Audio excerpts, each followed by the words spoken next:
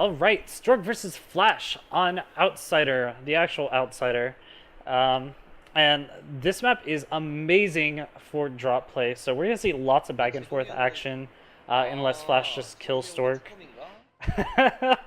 Flash is in like super mega ultra god mode right now.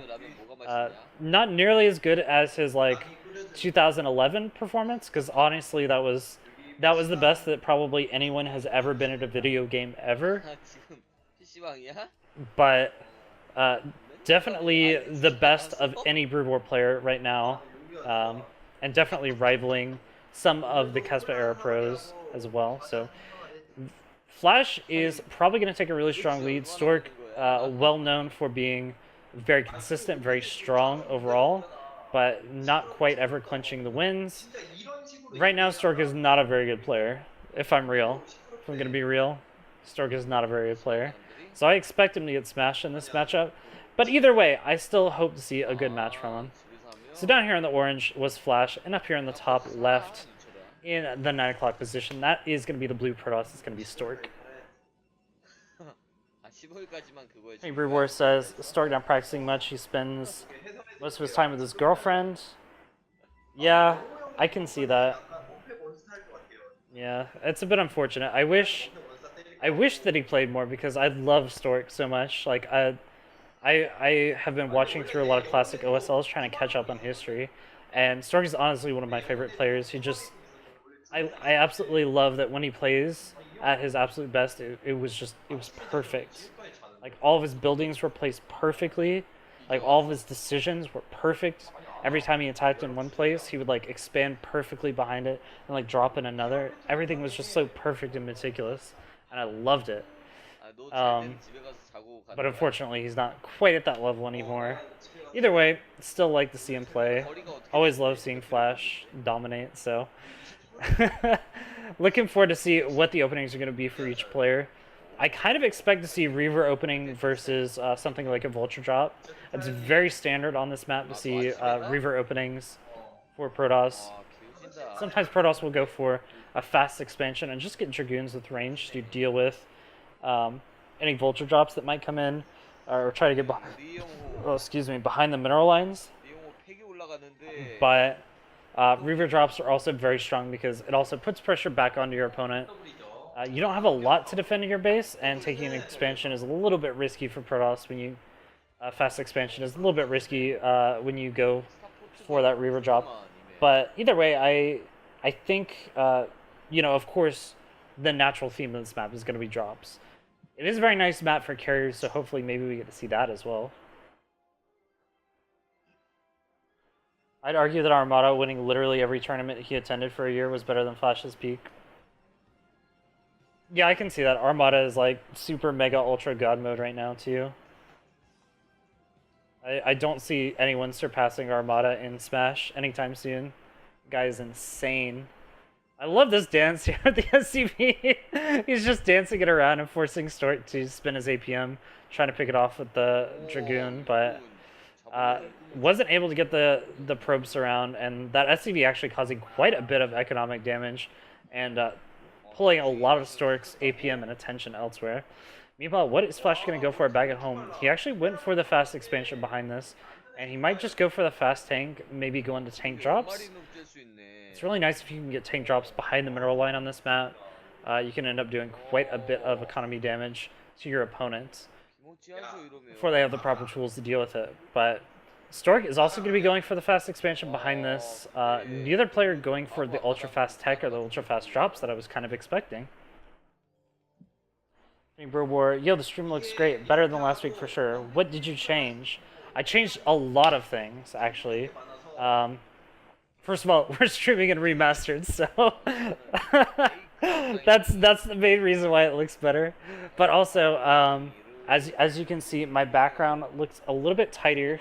I meticulously made my bed. Honestly, I have not like made my bed in years.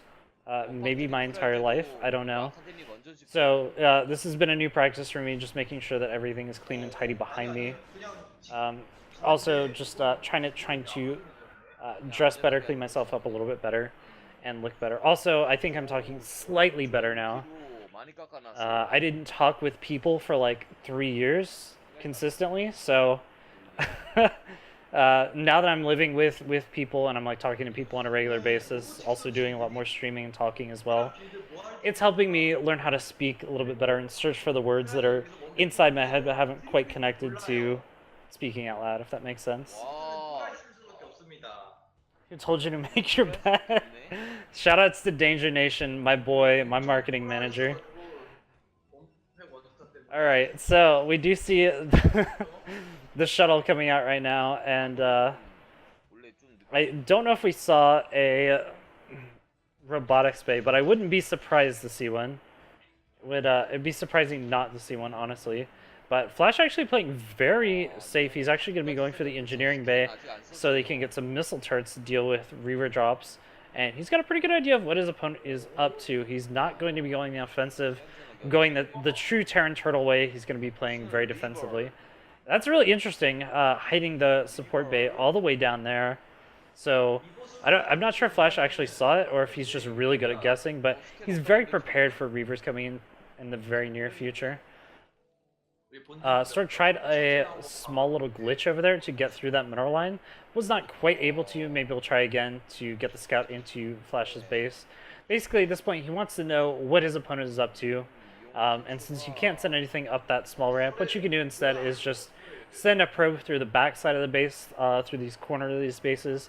You can build a pylon and kind of glitch the probe through to try to get all the way into your opponent's base. So he sees a lot of tanks from his opponent. He knows there's a possibility for maybe a big frontal attack, but the Flash is not really going to be going for any sort of drop play anytime soon. So he's going to move out across the map with these couple of Dragoons, maybe try to snipe a couple tanks before they get into position. But knowing Flash, everything's already in a very nice position, spread out in a perfect line and like nice individually separated and everything. So that's the Flash way, you know.